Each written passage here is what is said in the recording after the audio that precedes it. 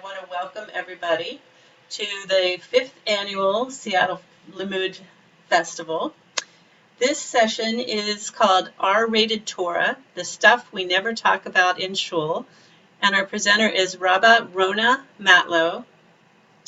And I have some Zoom tips. We're going to save the questions until the end, so you're welcome to wait until the end and raise your hand at that point.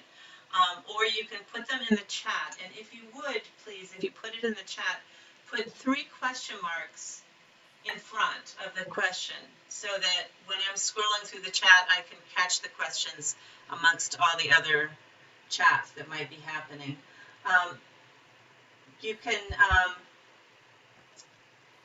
we encourage you to click on the view button at the top of the screen and put it on speaker so that whoever's talking will be the big picture on your screen.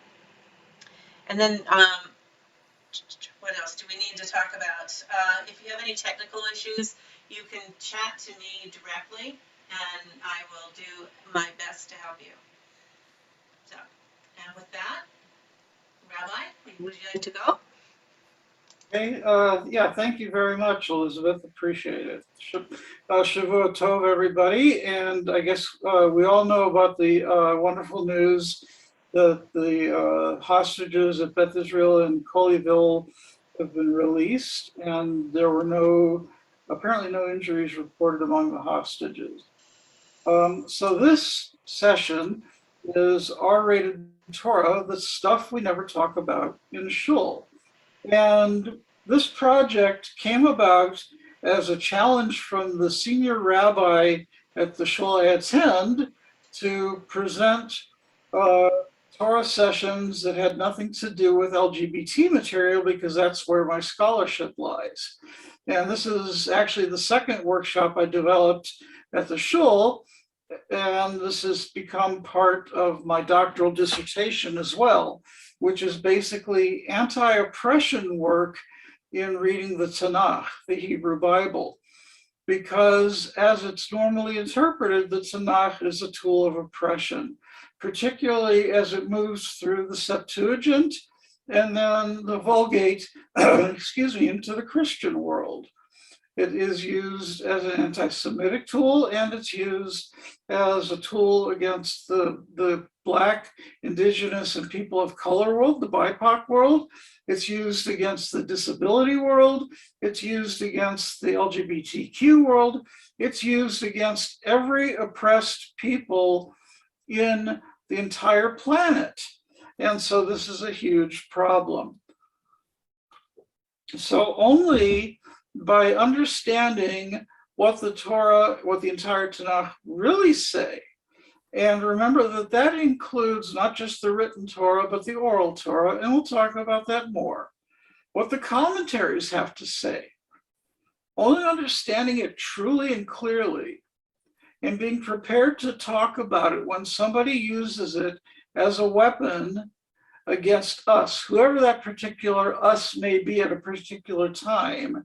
And that may mean that you're being an ally for another us. If you're working as an ally for the BIPOC community and you hear a xenophobic, anti-Black racist slur, and you know that they're using a scripture incorrectly, well, you have then become armed to use the scripture correctly. That's anti-oppression work.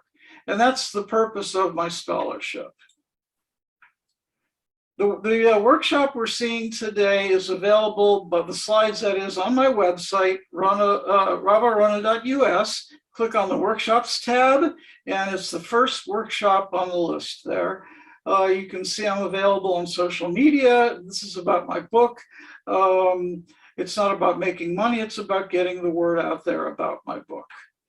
Content warning. There are a lot of very triggering incidents covered in this text. This is just going through Sefer Bereshit, the book of Genesis, yet there is so much in this book that when we really roll up our sleeves and study it, it can be very difficult for a lot of people. So I urge, if you're a survivor of any kind of sexual trauma, please be prepared and practice good self-care as appropriate. When we encounter God's four-letter name, Yud Kei Vav Kei, as it's written in the Torah, I tend to say the spoken name Hashem, which is the traditional way of handling it. Now, I don't do it because I'm Orthodox, even though I came from that world initially. I do it because we tend to say the word Adonai, which is plural of my Lord. And when we say that, that anthropomorphizes God, that is, gives human form to God. It masculinizes God. It gives images of slavery. It gives all kinds of tsuras that when we do anti-oppressive work, we want to avoid. And so by using Hashem, which literally means the name, we're using a traditional solution to solve a modern problem. So that's why I use Hashem in place of the four-letter name. The purpose of this excursus is to look at texts in the Tanakh that are traditionally ignored due to their highly charged sexual content.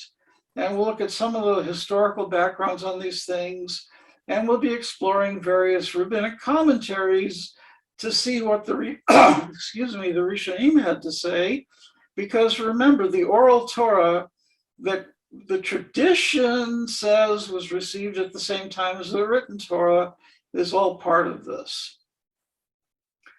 Traditionally in Judaism, regardless of what your understanding of receipt of Torah, we do use the rabbinic commentaries, the Midrash, what's written in the Talmud, what's written in the Mikra Gedolot, and so forth, because these help us understand this. And we all know that Judaism is not a biblical religion. We don't follow Torah 100% literally.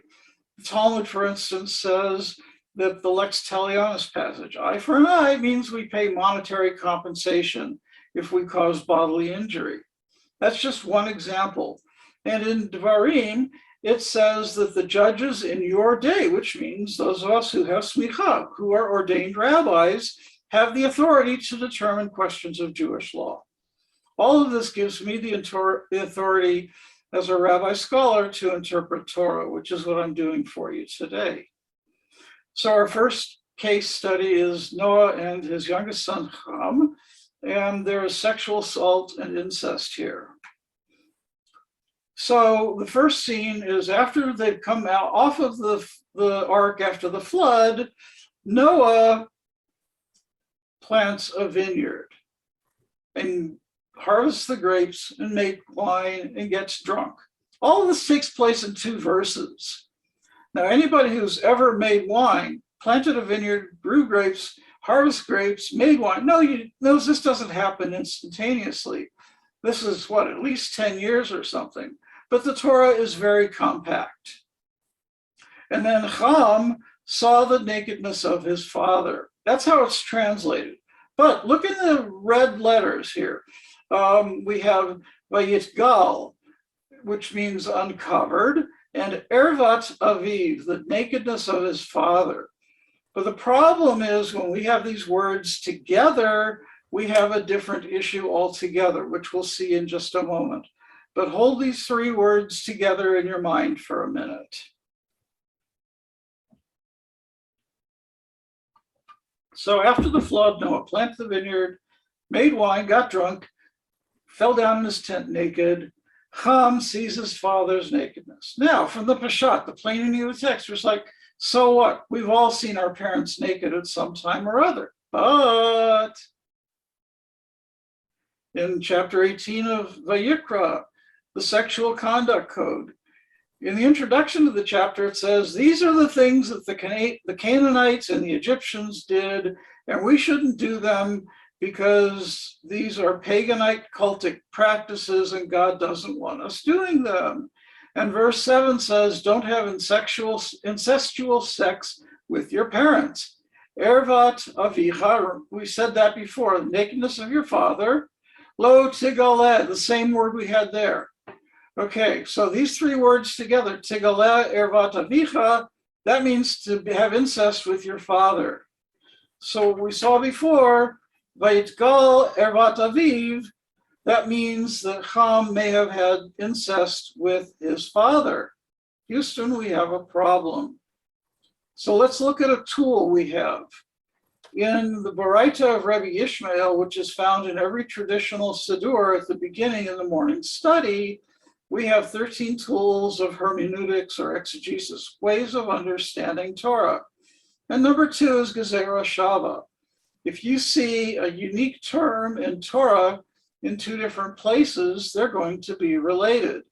So that tells us that our verse about Noah and our verse in chapter 18 of Leviticus have the same meaning. They both talk about incest.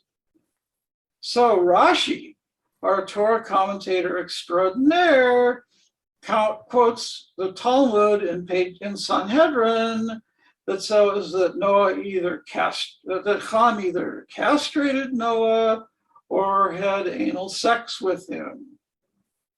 Pretty shocking stuff, but but Rashi was troubled by what I pointed out. Uncovered the nakedness of his father means he had sexual contact with his father.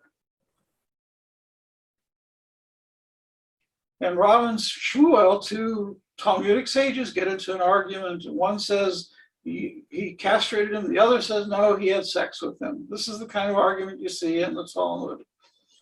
The rabbis of the Talmud were, of course, influenced by the Greeks and the Romans, and so they had very huge sexual imaginations. And there's lots and lots of fascinating sexual stuff in the Talmud that gets retrojected back into how they read rabbinic Torah and other biblical texts.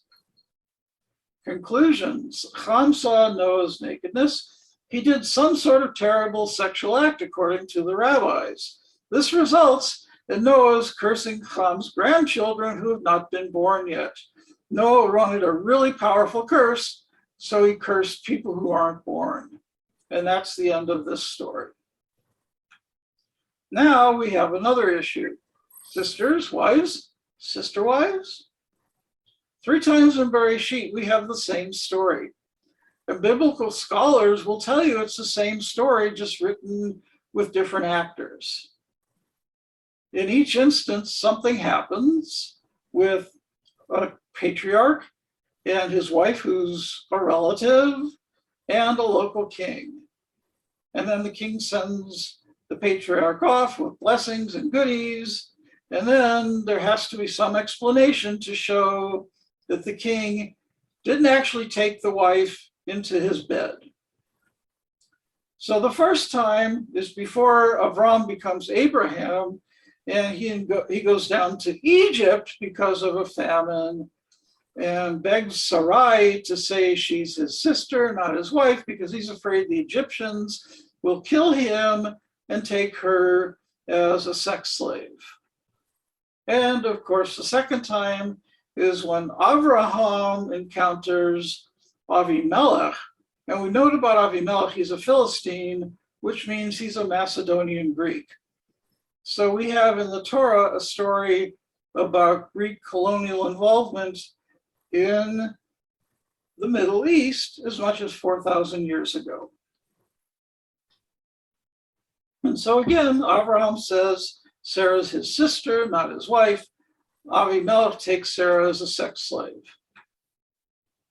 The third one is with Isaac.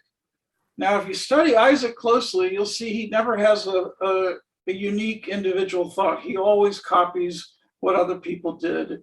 Isaac has PTSD and may be neurodivergent or have some other developmental challenge. There are a lot of theories about Isaac, but he is a very silent, passive player in the story. He settled in Gerar, which is where Avimelech is, and repeats the same story, except that Avimelech is spared this because he happens to look out the window and sees that Isaac is mitzachek with Rivka. Now hold on to that word mitzachek, put a pin in it because we're going to come back to that word. And it doesn't mean to make a joke, and it doesn't mean to play as child play or to have fun or a prank or anything like that. It means davka, sex play.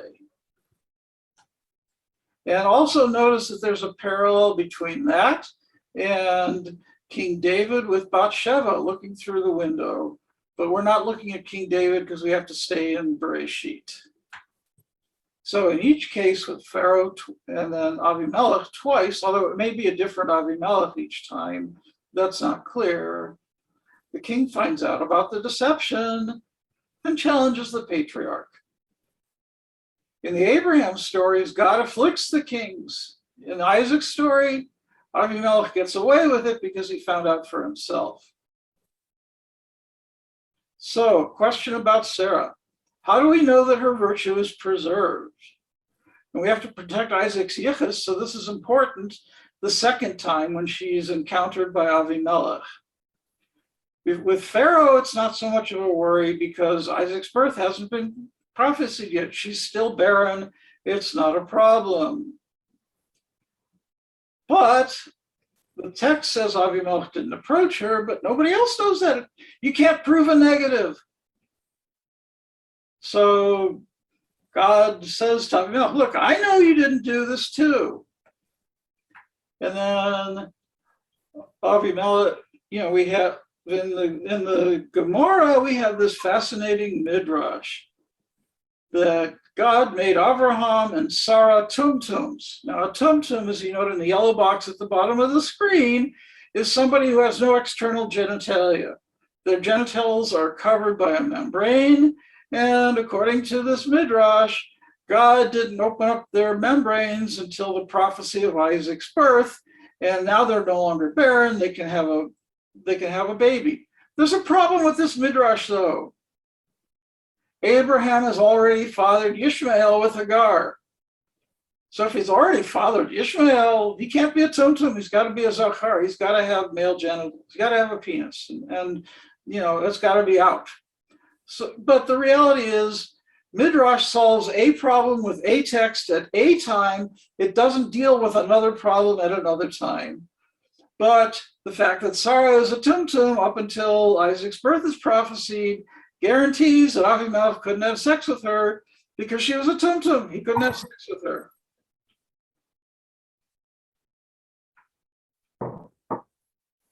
So there we have it. Now, the other issue. How do Abraham and Isaac marry these half-sisters? We're told in our favorite chapter in all of Vayikra, chapter 18, don't marry your sister. Whether the daughter of your mother or the daughter of your father, you can't marry them. Now, we're told Matan Torah had not been given yet.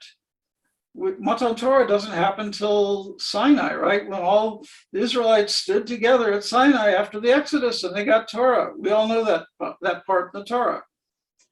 But there's a midrash that says that our patriarchs learned, and some say followed, all of Torah, where they learned at the academies of Shem and Ever.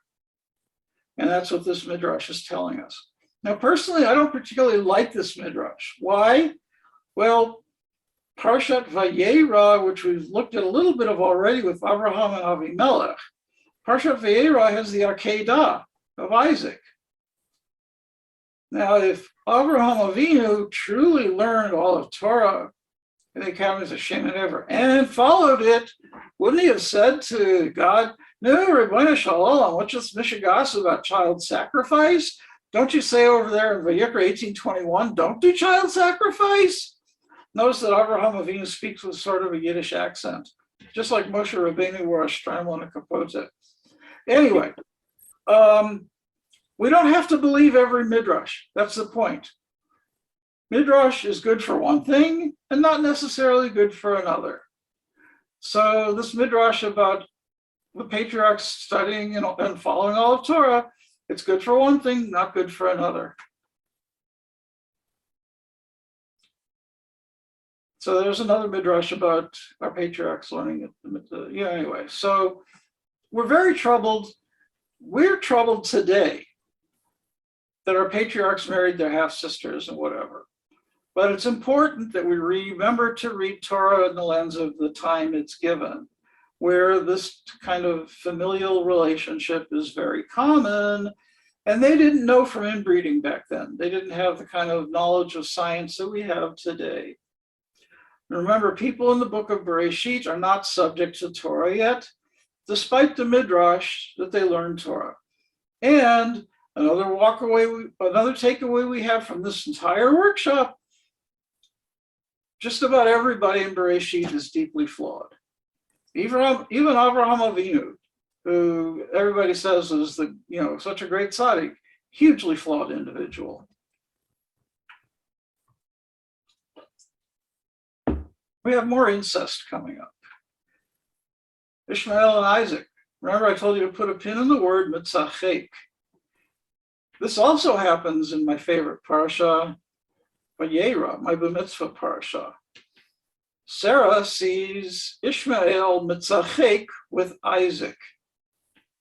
And you might think, well, it's just kids playing with kids. The midrash, there's a commentary that says Ishmael was teasing Isaac.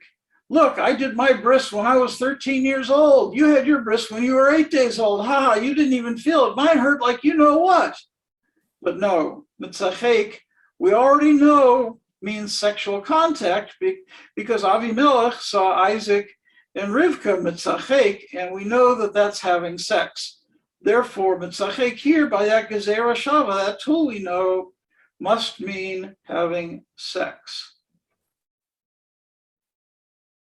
And here we have a midrash from the Bereshit Rabbah saying that Ishmael was a sex fiend.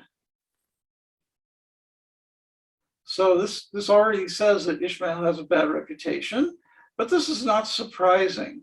The rabbis don't like Ishmael, and he gets a very bad rap in a lot of ways, and the midrash is kind of the foundation of Islamophobia too, because of course Ishmael is the traditional father of the Islamic faith.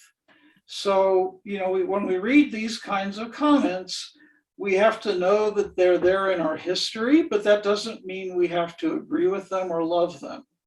This is the kind of thing we study in anti-oppression work. Now we have another incest story, again from the same parasha. And this is the question, are they mamzers? After Sodom and Amorah are destroyed, Lot and his daughters flee to the hills. And the daughters think they're the only people left on earth, and so they decide they're going to try to repopulate the planet by getting their father drunk and having sex with him.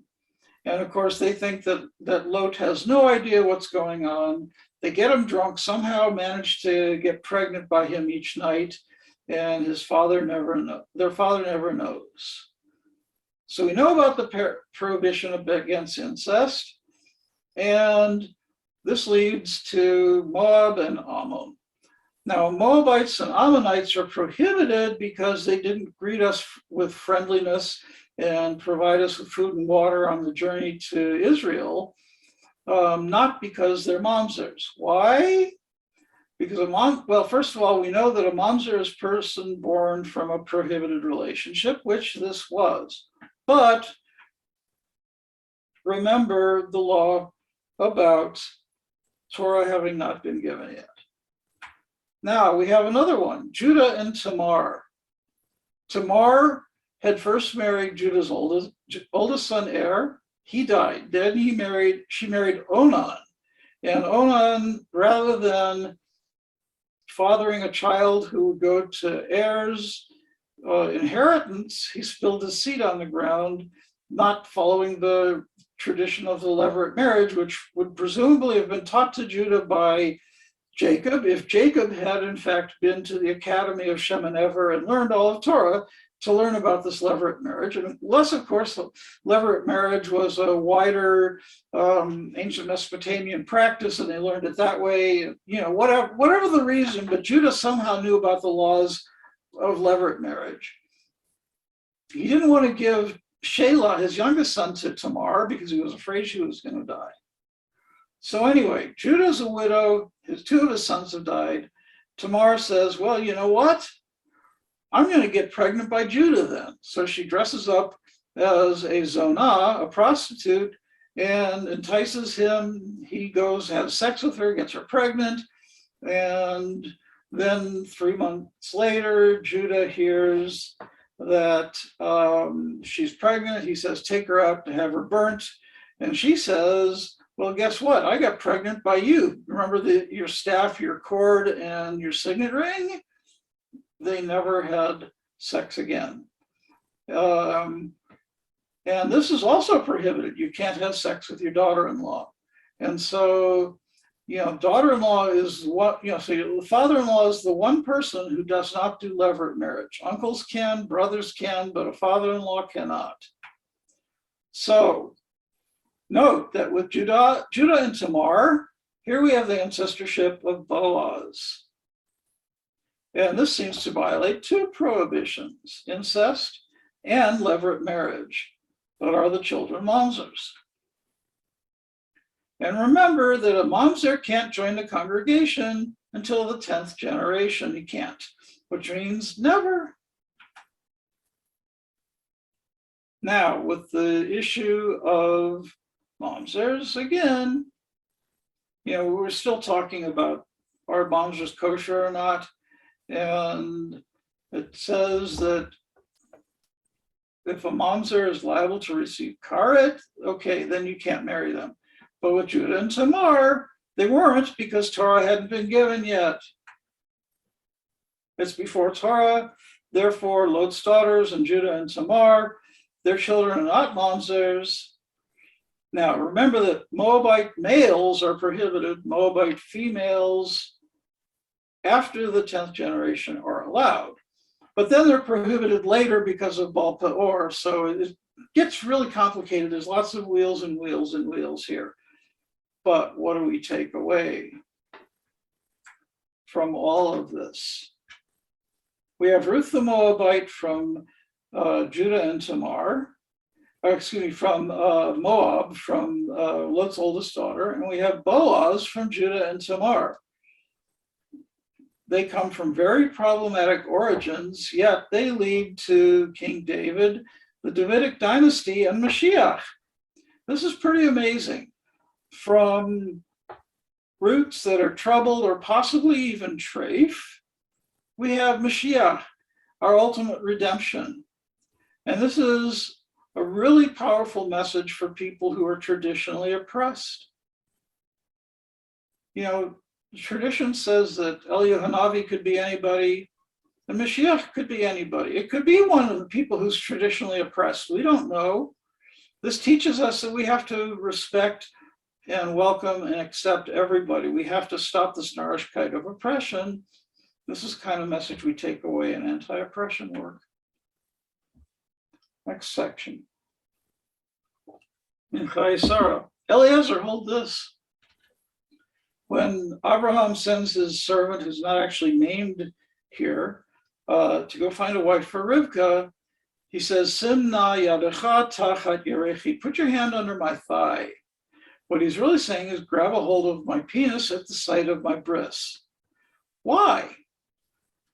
According to what the Gemara, according to what we have in the commentaries, we see that this is a place of extreme value. For Abraham, this was his most valued possession. And so therefore he had Eliezer grab there. We kiss the Torah scroll. In court, you swear on a Bible. For Abraham, this was the site of his bris. He did this on himself when he was 99 years old. Now, in the Gemara, they tell men that when you are examining your penis or washing it or going to the bathroom, you have to be holding it in specific ways so that you avoid inadvertent ejaculation, so that you shouldn't die the way Onan did. So when Eliezer is grasping Abraham's penis, of course, it feels like a very homoerotic scene, but the rabbis saw this as very praiseworthy because it's Avraham, and the rabbis see Avraham in great light. But for ordinary men, and even the Kohen Gadol, back when the temple stood, the Mishnah Yoma talks about that the rabbis didn't believe that even the Kohen Gadol on Yom Kippur could control himself. And if they let him sleep, he might have a nighttime seminal emission, which would make him ritually impure, and he couldn't do the Yom Kippur Korbanot. So the high priest on Yom Kippur had people keeping him awake all night long, so he shouldn't sleep and have an accidental seminal emission. So they have very detailed procedures for handling the penis. Don't do it. Don't do it. Yet for Abraham, it's praiseworthy. Fascinating thing. Okay, Dina and Shechem, we have sexual assault here. Again, please practice self-care as needed. So Hamor, or Shechem, the son of Hamor, saw Dina and had sex with her and oppressed her. Note that there are two words here for sex. Vayishkavota, he lay with her, which means to have sex. V'yaneha, and he oppressed her, which can mean rape. Note that there's two acts, and that's important. There's a lot of debate about what actually happened. In the red tent, Anita Diamond says it wasn't rape. I kind of felt that way in reading the text also, and I put that into my midrash when I wrote about the entire family. Now, in the midrash, it says that Vayishkavota, when he had sex with her, that was Shebadarka, in the normal manner, i.e. vaginal, and V'yaneha, that he oppressed her, that was Shalobadarka, not the normal way, that's anal intercourse. Anytime you see Shalobadarka in the rabbinic writings, that means anal intercourse. Ibn Ezra said V'yaneha means that, where he says that Hamor, or that Shechem oppressed Dina, means that he stole her virginity. But Ramban Nachmanides says he davka raped her. So you can see all these different rabbis have different opinions, which is fascinating. And what do our two sons, Shimon and Levi, say?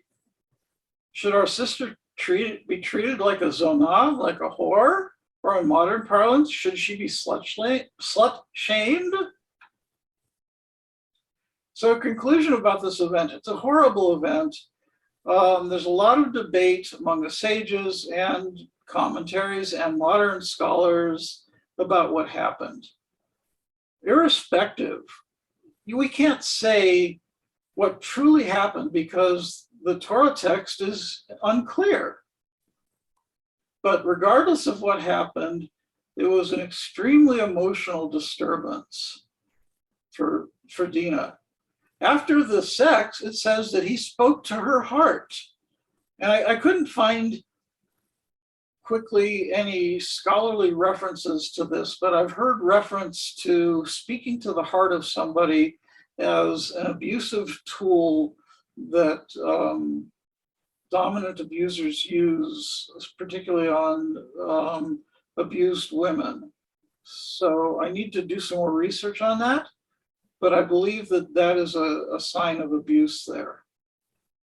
Now, I'm a survivor of sexual abuse myself, and I've done sexual assault counseling, so I know how charged this topic is. And for anybody who might be feeling triggered right now, again, I urge you to practice good self-care here. Next, we have Reuven and Bilhah.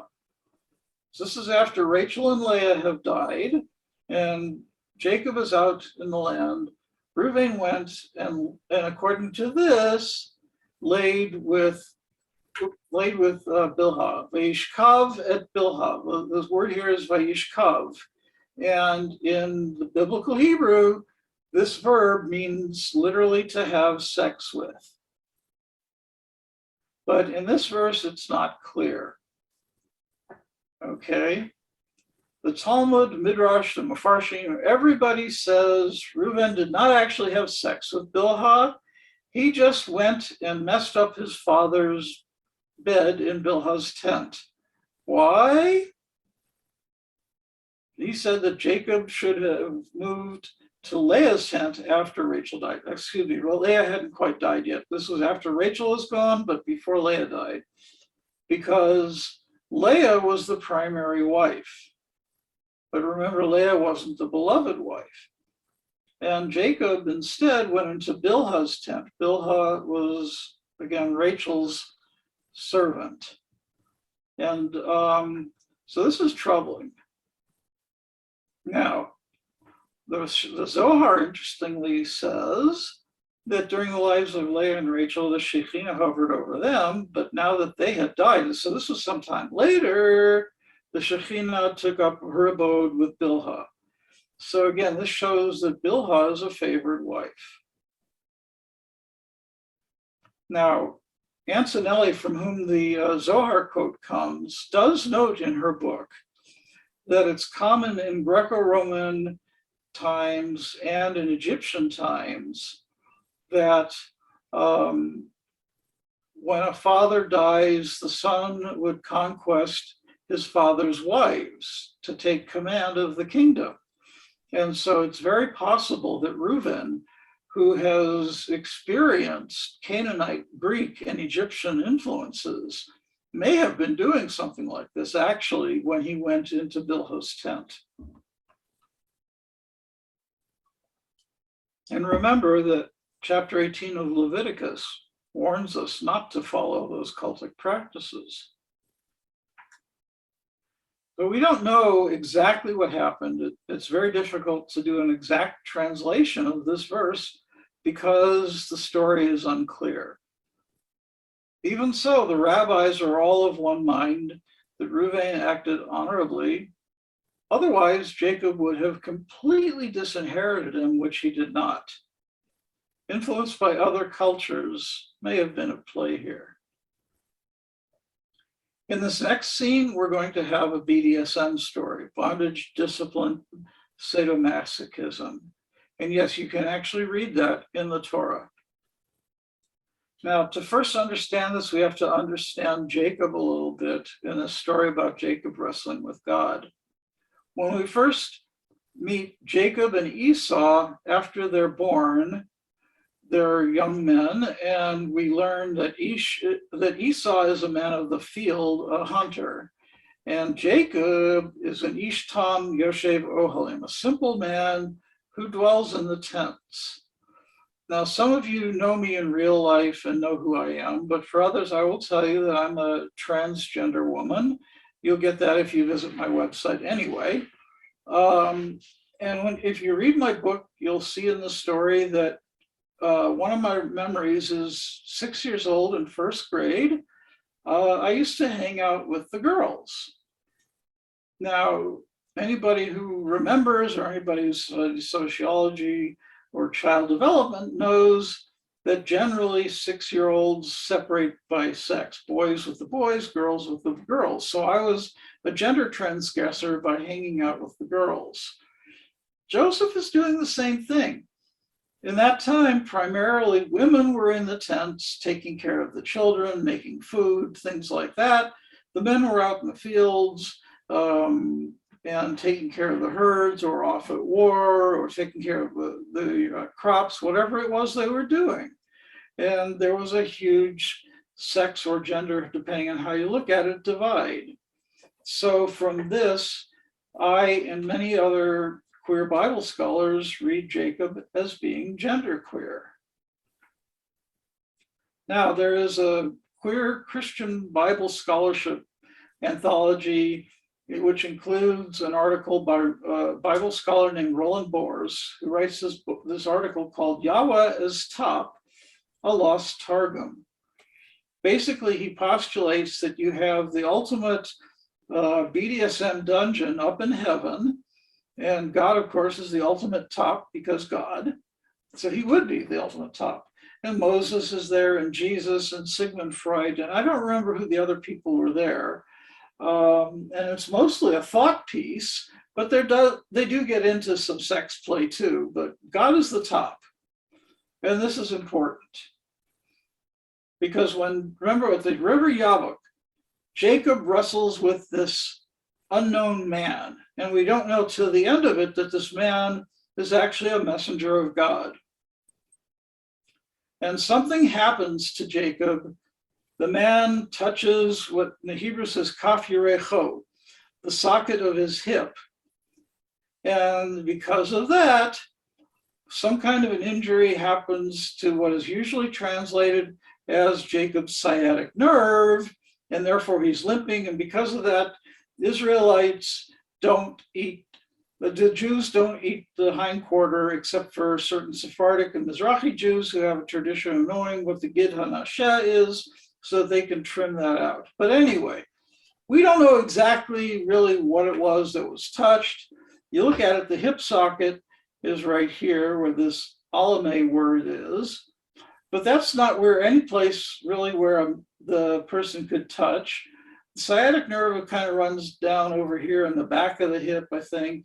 It's also possible that it could have been a groin injury that would have caused the limp. What's really interesting is in Rabbinic Hebrew, gid means the penis. And so this could lend credence to the possibility of it being a sexual organ injury. But again, the Hebrew is very unclear, very mysterious. But because of this, if God is the ultimate top, and Jacob has wrestled with God because his new name is Yisrael, which means wrestled with God and survived, therefore Jacob is a genderqueer bottom. And this is, I know I can see faces, it's kind of shocking to some people. And, I'm sorry if it's offensive, but this is how some Bible scholars read this stuff. And so if you ever hear it talked about, you are forewarned and ready to express where it came from. We don't know exactly what happened there, but we have to confront all the possibilities. And a sexual connotation in this scene is certainly very possible.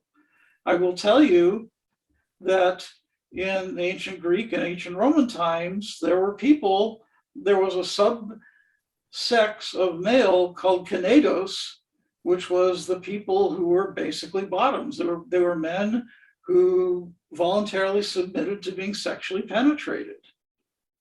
And so this kind of act is very well known, in the ancient cultures. And we already know that our territory here has been infiltrated and influenced by the Greek culture. So this is not beyond the realm of possibility. Now we're on to the last story, Joseph and Potiphar's wife. Now Joseph was given this ketonet pasim, this multicolored coat by his father. Now, why Jacob did that is a story for another whole work that I'm working on right now. Maybe you'll all get to hear about it another time. But this coat, the wording here is very problematic. Why?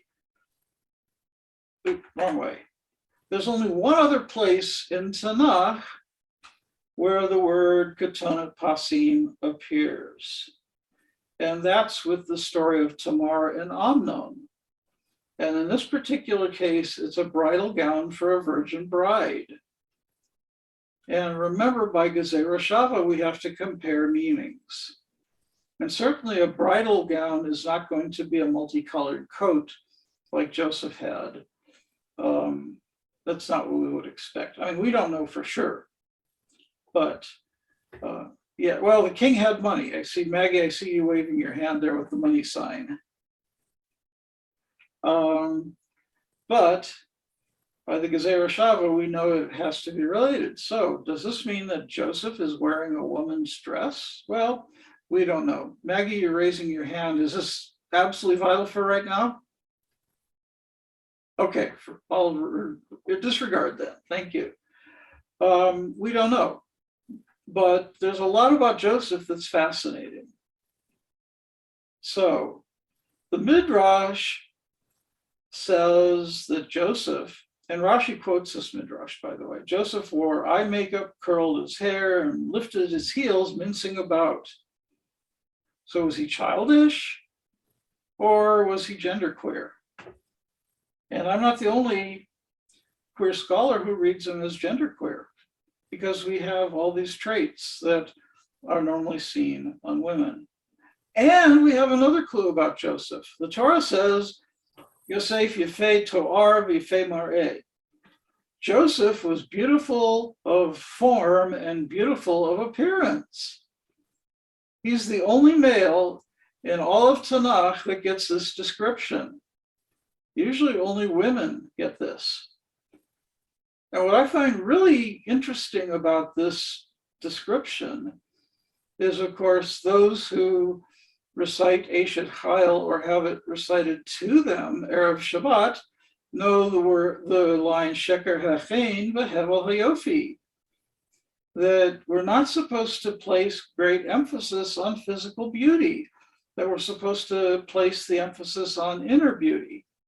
Yet, the Tanakh places huge, huge emphasis on physical beauty, and anybody who's disfigured is marginalized, to such a point that any Kohen who has any physical deformity can't offer the korbanot.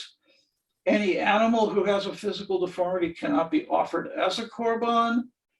Any person who has any kind of a mum is considered marginalized, on and on and on like that. Moses, after coming down from the mountain and he had Karan Or, his skin was radiant. The Israelites were so repulsed by that he had to wear a veil to cover his face so that the Israelites didn't freak out by his deformity. This is ableism, my friends. When we do anti-oppressive work, we have to be aware of these things. I actually did my term paper on my course on disability Bible criticism on Moses's disfigurement.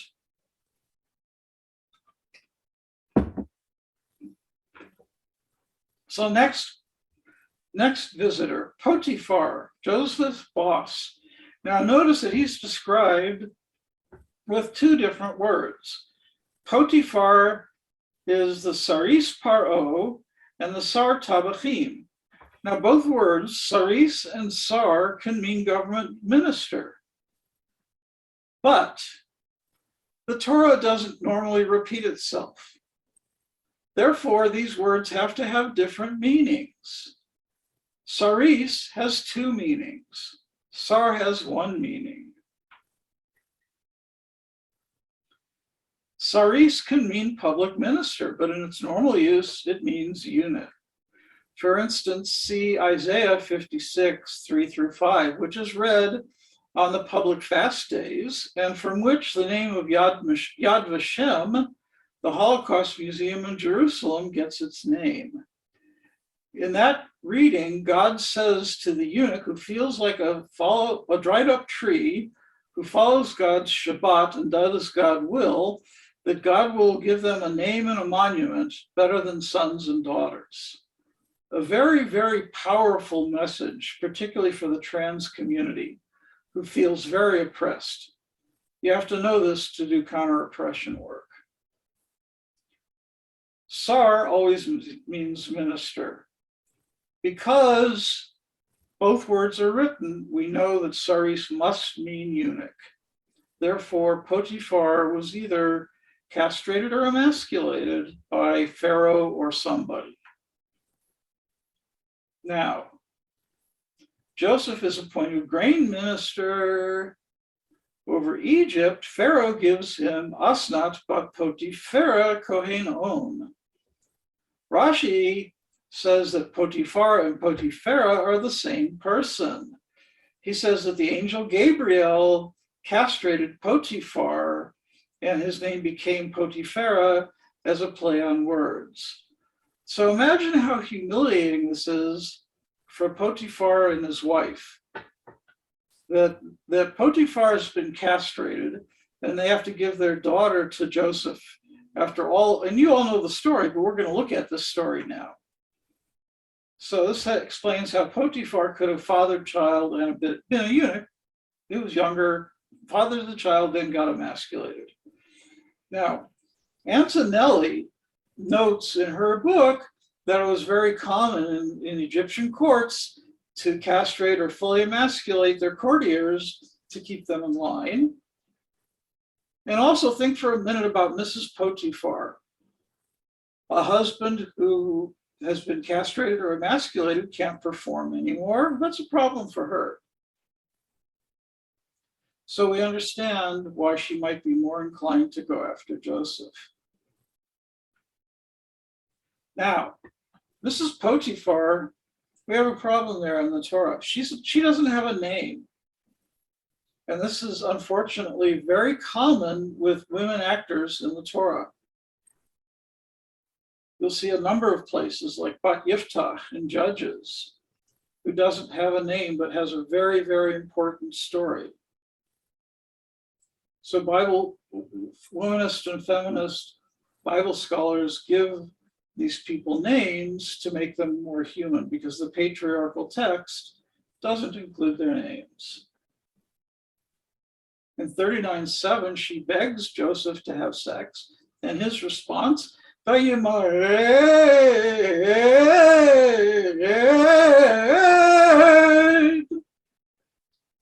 of only 4 places in the Torah itself where we see the shalshelet cancellation mark.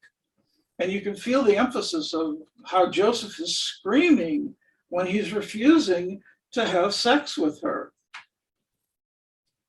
Next time, she repeats it, he screams and runs, but she grabs a hold of his jacket and he runs away and leaves his jacket.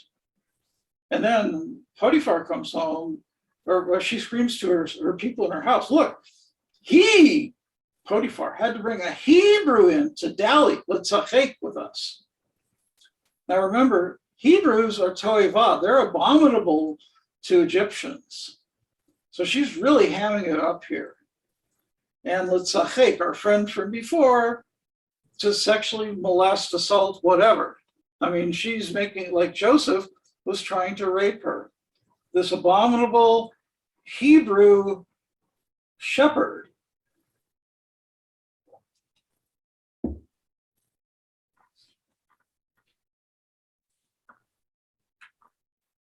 And when Potiphar gets home from work, she really plays it up, uses her sexual wiles and everything. And so, this is what your slave, your Hebrew slave did to me. And so, of course, he had to act. So he throws Joseph in prison. And you can see Rashi says that she was actually sexually caressing him when she was doing this. But Potiphar put Joseph into the royal prison, not to the common pit, because he still had kind feelings for him. And of course, this comes into play. We know the story. Joseph interprets the dreams of the baker and the wine merchant, wine server, the steward, and eventually gets told about to Pharaoh, who becomes the grain minister, et cetera, et cetera. If he had been in the regular pit, that wouldn't have happened, yada, yada, yada. So Joseph can be read as a very beautiful genderqueer man. He's highly desired for sex, especially by the unsatisfied Mrs. Potiphar. And there have been some who have suggested to me in talking about this section that we might even read Mrs. Potiphar's sexuality as possibly queer in some way, maybe because Joseph presented as genderqueer as more femme, that made Joseph more attractive to Mrs. Potiphar. Potiphar was a eunuch, but fathered Asnat before being emasculated, and he was unable to satisfy his wife, thus her advances on Joseph. Mrs. Potiphar is a frequent, who's unnamed by Torah. This is a frequent lapse for women in Tanakh, is unsated and repeatedly makes passes at Joseph, which he rebuts. And of course, the final scene, she grabs Joseph's cloak as he runs away, and she fabricates this horrific story which never happened. Joseph's in prison. Ultimately, the revenge is that Joseph is elevated to the grain minister, and he gets to marry Asnat. And you can just imagine how Mrs. Potiphar has to be feeling now that Joseph, her love desire, has married her daughter. So I'm sure that you've all been somewhat surprised and no doubt shocked by some of these scenes and the way I've read them, because I'm sure you haven't read them this way before. This is just Bereshit. We all know that there's many more in the Tanakh that can be read deeply, but there's too much for one session. I really hope that none of these were too triggering in any way, but I feel very strongly that every verse, every word in Torah has to be explored deeply, because only by doing that are we able to do anti-oppression work with our text, because our enemies will certainly use the text as a weapon against us. So we have to be better prepared. And I feel very strongly that we can't legislate out uncomfortable texts either. So that, for instance, when I was a student rabbi, Mincha Yom Kippur, we read the Arayot, the sexual conduct code, even though it was a very unpopular move with my congregation. And I talked about why. And one of my gay congregants actually took the first aliyah for that mincha because of the way I handled it. So, Maggie, I see you look on your face there. I don't see everybody, but I see a few people. So it's really critical to know the meanings of these texts. Okay, so now we'll go back to gallery, and Elizabeth has been copying questions, and so we're going to open it up to questions now. Well, there was some discussion about the trope, Shalei Shalet, that the wavering of it, or the up and down flow, was more meaning that Joseph was wavering, and finally decided that no was the appropriate response. But you're presenting it more as shock and definitive no. Well, I'm not trying to put specific meaning into the trope. I'm just chanting the trope the way it was taught to me as a modified Binder trope. And there are different traditions for the trope, but the trope certainly communicates not just punctuation, which it does, but it does communicate context in the Torah. And so a good Baal Koreh will, in fact, emphasize the text to give feeling at times. And so, you know, something like that, I mean, you can feel the energy and the emotion in that scene. And so, you know, somebody who's really, you know, immersed in that text is going to really put power behind that. And Shupax, I saw you resonating with that. Do you want to say something? Okay, thank you. I think Maggie has a question. Don't forget to unmute yourself, Maggie. Okay. Some point, you know, the rabbis, of course, the whole Torah is kind of almost designed for the rabbis to write the Talmud arguing with each other what everything means. But in terms of Potiphar's wife, the rabbis didn't like the idea that Joseph, who's like such a tzaddik, would have married a non-Jewish girl, would have, then his two sons would, you know, Ephraim and Menachem, who are though revered, that we on Shabbat we pray that our sons should be like them. So they came up with this midrash that when Shechem rapes or lays with Dinah, he impregnates her, and when she has a baby girl, and when the family comes down to Egypt, this is a big shameful thing that she has a baby and no husband. She gives the baby, lo and behold, to Potiphar, who has no children, right? He's a eunuch. So when Joseph marries Potiphar's daughter, he actually marries Dinah's daughter, a nice Jewish girl. And so they make all these lovely stories that end up with a happy ending. And frankly, somebody should write a book on the way the rabbis reinterpret all these problematical texts to turn them into like sweet fairy tales with romantic, everybody lives happily ever after. Yeah, but that that presumes, of course, that matrilineal descent is the halacha, but in the time of the Torah, first of all, the time of the Torah, matrilineal descent is not the halacha, and Abraham, Isaac, and Jacob are all married to idolaters. Right. And so, Rachel steals Jacob's Laban's idols, and some scholars suggest she took them because she was an idolater herself. Not because she was trying to set her father up or cause trouble for Jacob, but because she was Davka an idolater. Judah ultimately marries Tamar, who's not Jewish. Moses marries Zipporah, who is a Midianite. And there's some debate whether she was Arab or African, et cetera, et cetera, et cetera.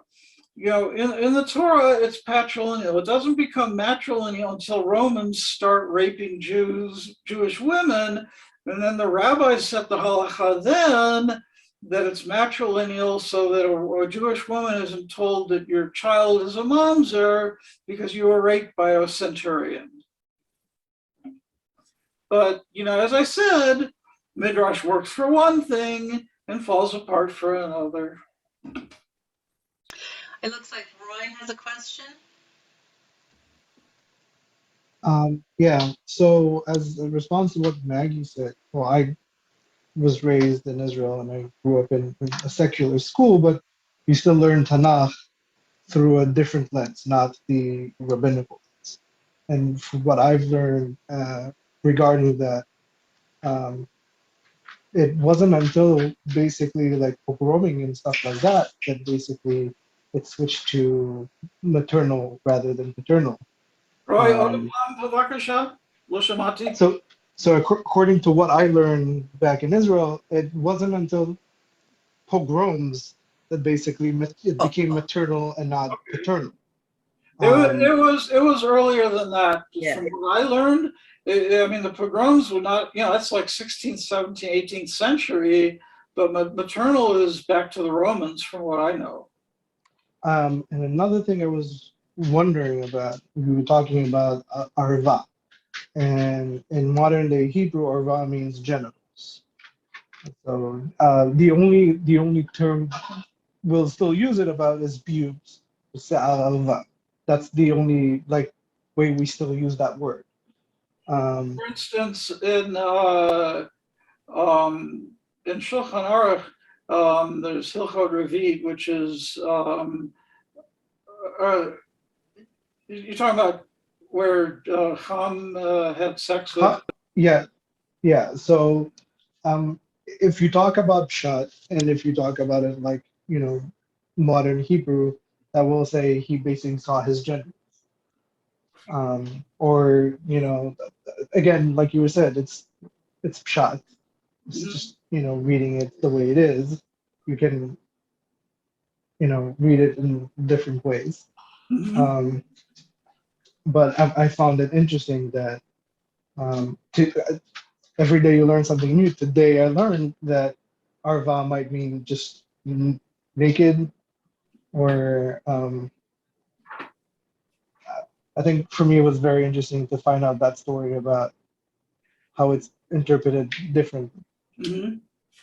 Um, There's definitely huge differences between modern and ancient Hebrew, without a doubt. But I mean, for instance, I'm looking at the Alkali dictionary, and you have Erav, ayin resh bet, which means to mix, and I think that's what this refers to, where Ham is raping him. This is a treif mixture, and that's the etymology of the verb that the rabbis are using there. well, I have to say, the time we were talking about, and you were talking as well about Greek influences and stuff like that, it's very interesting how rabbis look at it in a certain way, but back at that time, if you look, for instance, at Spartans, women were for babies and love was with men. You have Jonathan and David. So David also liked the company of men and not just necessarily women. That's a So that's so it's only later on that it became such a trait for something that is considered as bad. Um, yeah. I find it very interesting that nowadays, well, back then, it was a lot more, let's call it liberal, or was a lot more normative than what, society looks at it now. It's unbelievable. Um, I do a lot of queer scholarship using the Rishonim and using the Farshim. Uh, and it's mind blowing. So, for instance, on Vayikra 18:22, it Zachar lo tishkav mishkavei isha toivahi, which the standard translation is "You shall not lie with a man as with a woman." It's an abomination, which is not at all what the Hebrew says, and I'm sure, Roy, you recognize that. But Rabbeinu Hananel, who's 11th century, I can't remember off the top of my head where he's from, but he's the 10th or 11th century. And he says, Yesh mi sheyichadesh et basar tzurat isha, that there could be someone who changed the form of their flesh to the form of a woman. And he said that 1,000 years ago. And modern Orthodox commentators say to that that means that someone would create an artificial pocket of flesh in their perennial area in order to do sodomy. But I don't even think that's possible, really. But I guess it just depends on how intent you are on doing it or something. I don't know. But I found that commentary fascinating. And then Ibn Ezra says with Zeli Tachein Betoldah that this can never happen in nature. Well, of course, it doesn't happen naturally. Insects and fish and birds and amphibians can all have species that can change sex on demand, but mammals don't. Anyway, Roy, did I answer your question? Yes, thank you very much. It's been a very enlightening and interesting class. You're welcome. Next.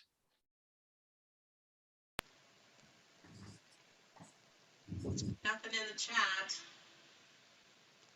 Wow, I can't believe there's no questions. That's remarkable.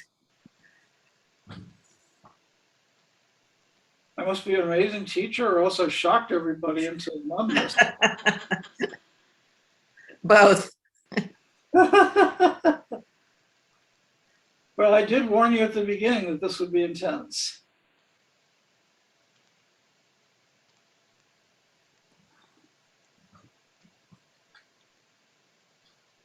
It's nice to see I'm not the only non-binary person in the group right now. Woo woo.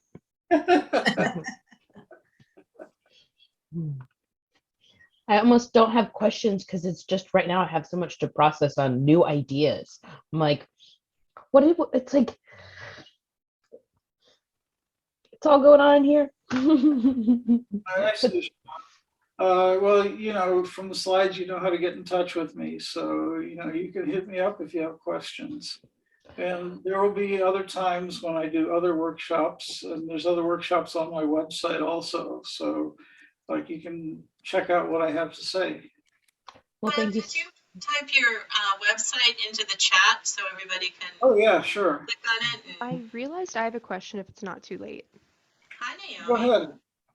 So I'm not a biblical scholar. I know some things I know, I think about it, but I'm not, I wouldn't, although I do have a Jewish studies minor, but I didn't I didn't focus on biblical study.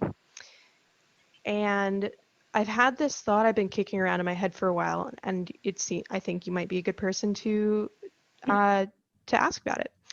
Well, And that's that. I mean, don't ever undersell yourself. Don't undersell myself. Okay. I am a very amateur biblical scholar. I think that's closer. And that is that when I think about the phrasing, or well, the English translation of that one verse in Leviticus of man shall not lie with other man, as he does a woman is an abomination. What occurred to me, I was a teenager, I think, when I had this thought, was that what they're really saying is that the sin there is subjugating a man. Okay, that is one way, and that is certainly a way of reading it. And let me bring up the Hebrew text for a second here.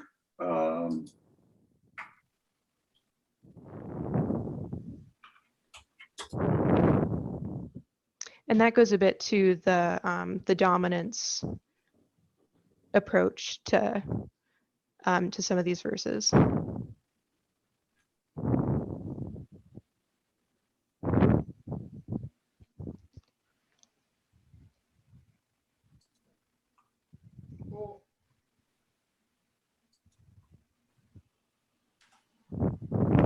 Okay, so here we have three verses that we have to consider. 21 is child sacrifice, 22 is male sex, and 23 is bestiality. They come in a row. The 12th rule of Rabbi Ishmael's hermeneutics is that context is important. Adjacent verses have contextual meaning. So all three of these have nothing to do with the earlier verses, which are all about personal sex. All of a sudden we have these which have nothing to do with personal sex. These are pagan cultic worship. So already we're in some kind of a different arena. And there are many who suggest that 22 is talking about taking a sexual conscript and subjugating him as a sex prisoner in the temple. So Naomi, that is a very valid read of our verse here. Wonderful, thank you. You're welcome. Is that what you were looking for? It is, yeah, and I was connecting it to some of the things that you were talking about, but it's an argument that I've made among conservative, mainly Christians, that I wanted to find out if there was, other people who think about it that way. There are a lot of modern rabbis and Bible scholars who will read it, who can read it that way, and that's a very legitimate way to read it. Let me suggest to Naomi Litvak that you may want to see what Richard Elliott Friedman has written on this. Richard Elliott Friedman wrote a book that's well known called Who Wrote the Bible? Written a number of things. His take on this particular one has to do with status. That in those days, even so today, but women are of lower status than men, unfortunately, but true. And that the issue, similar to what you were saying, is that one man should not put another man in that lower status of, God forbid, making him into a woman's situation. Which would suggest, for one thing, why there's no prohibition against consensual sex between women, because it's not a status issue. And it even suggests that it's not even the sexual love or the sexual encounter, but it's the particular form of, what gets known as maybe, top and bottom sex, that seems to be a problem. And it's a generation in the desert where God is trying to empower a whole new set of freed slaves to be powerful and to be military as well. So therefore, there is a fear against lowering a man's male role. So read Friedman on this. It seems to be along the lines of what you're asking about. Thank you. I will jot that down. Mentioning of two female relationships between two women reminded me having a few weeks ago about what queerness might have looked like in the context of a harem, and if there's the Talmud does talk about women who are misallelet, which means rubbing up against each other, and they can be taken out and given lashes for that, but they can't be taken to the death penalty for that. So it's not considered the same level of crime as this. Now, to give you a more spiritual answer for this as well, think back to Bereshit 127. And let me put that up on the screen because I think that's helpful to see. Because it's actually helpful to have this graphically. All right, are you able to see it or do I need to reshare it? You need to reshare it. Okay.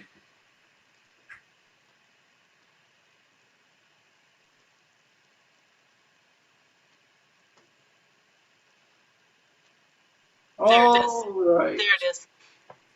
Oh, I went to the wrong place. I'm sorry.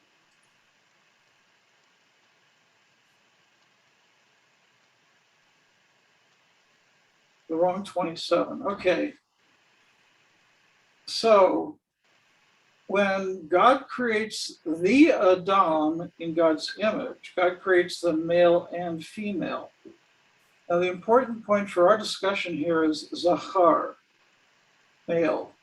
Because remember, when I talked about the Greco-Roman practices, there was this sub-masculine gender called kinedos. And the word appears in a different form in Greek and Latin, but it's the same word. If you are reducing the status of the male to kinedos, then you are reducing the image of God. And that's hugely problematic from a spiritual standpoint. And I think that kind of goes along with what Avi was saying, really, because when you're doing that, when you're subjugating a human like this, you are reducing God's creation. Now, I've been reading Will Gaffney's book, The Womanist Midrash, and she really talks a lot about how surprising it is that the Torah allows slavery after we have come out of slavery. And that really is true. It also talks about the slavery of the African people in America and the continued enslavement. And in anti-oppression work, we have to be very familiar with all of these stories. And we have to fight that kind of oppression because there is still sex slavery going on in the United States today. So I appreciate that this question's been brought up, Naomi, because it allows us to think about these topics. So there is a question in the chat. Does the Torah treat this topic as a distraction from following or knowing Hashem? Or how important does it rise within the text? Or am I framing the question wrong? I don't think it's a distraction from knowing God. I think that we all have our own personal understandings of God. I mean, we know that we're taught theology about what God is, but I mean, God is infinite. And we read in the Torah, you know, God has a face and God has a back and a front and feet and strong arm and outstretched hand and all these wonderful anthropomorphisms. And God is generally described in Torah as He and Adonai and, you know, Elohim. What? God is plural? How can God be plural if the Shema says God is one? I mean, there's so much about God that's confusing. So we all have to form our own understanding of what God is. But then we also have to understand that the Torah is not a history book. The Torah has the mitzvot in it, but also the Torah is a study in humanity.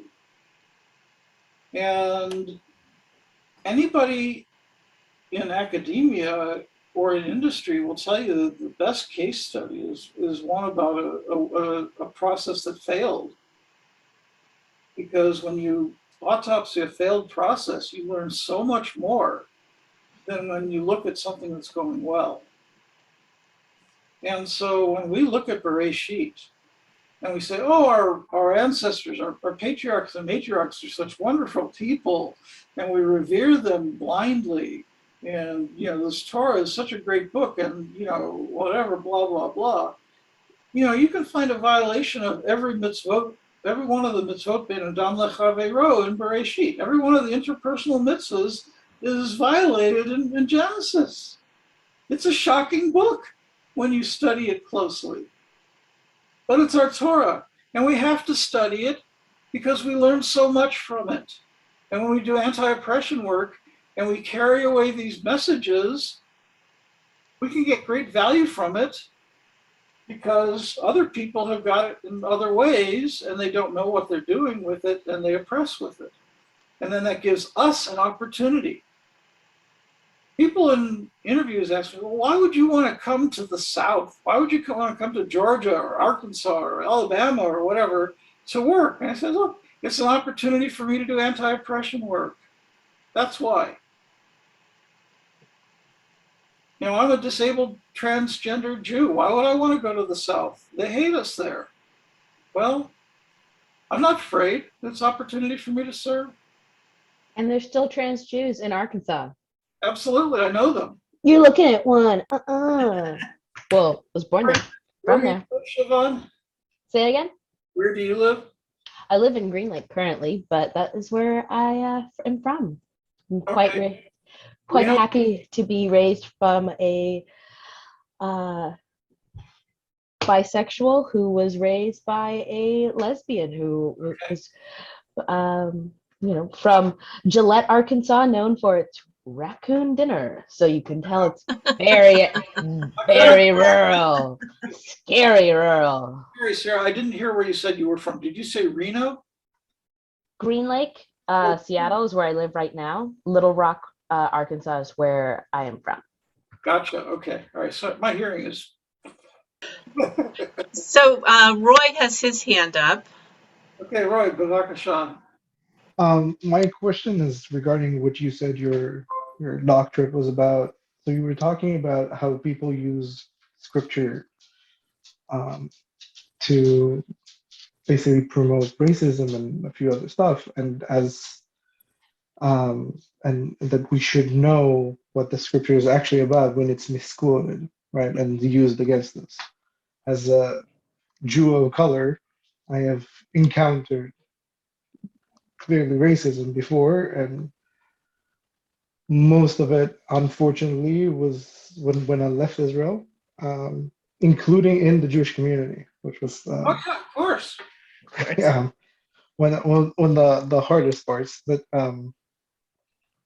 also, you know, makes you sometimes ask yourself, you know, where do I belong, you know, and I think when I left Israel, started asking myself questions about how come everything that is Jewish refers to Ashkenazi.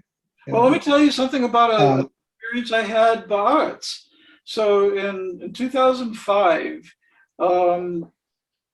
we went on a Federation mission And we started in Netivot because it was from Philadelphia, and Philadelphia and Netivot were sister cities. And so the big Federation-sponsored project in Netivot is the Ethiopian Cultural Center, which is an acclimation place for Ethiopian immigrants.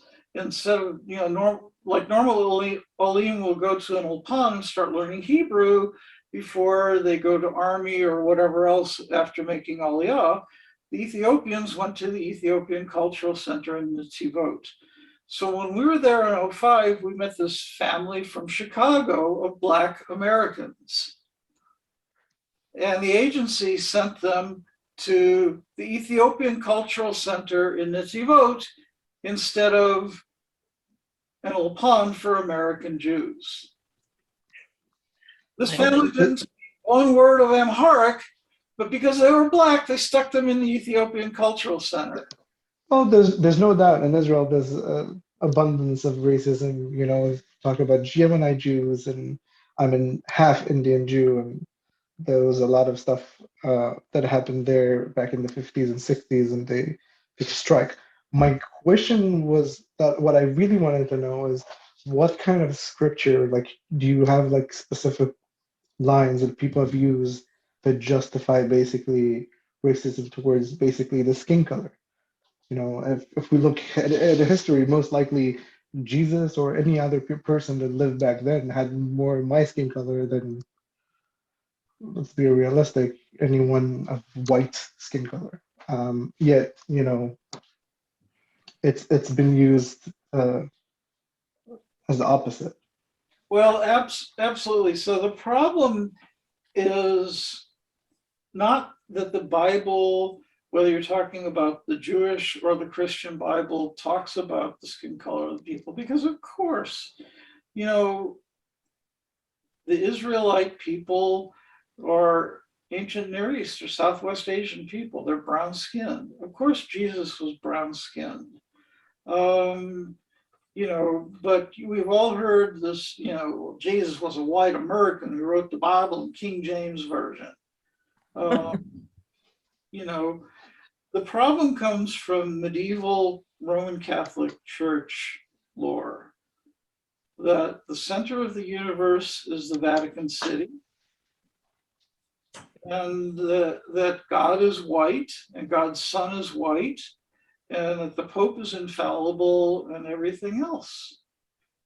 And all Christians have been informed by that. And I mean, yes, you have South American and African Roman Catholics, and that creates a dichotomy. And they're starting to get power in Rome, and maybe that's going to change some things. But we have almost 2,000 years of Roman Catholic Church history, and then Protestant history, and we have the entire history in the United States of, all men are created equal, but no, they're not really. Or as, it says in Animal Farm, all animals are equal, but some are more equal than others. And so it's not the Torah itself, it's the humans who wield the Torah.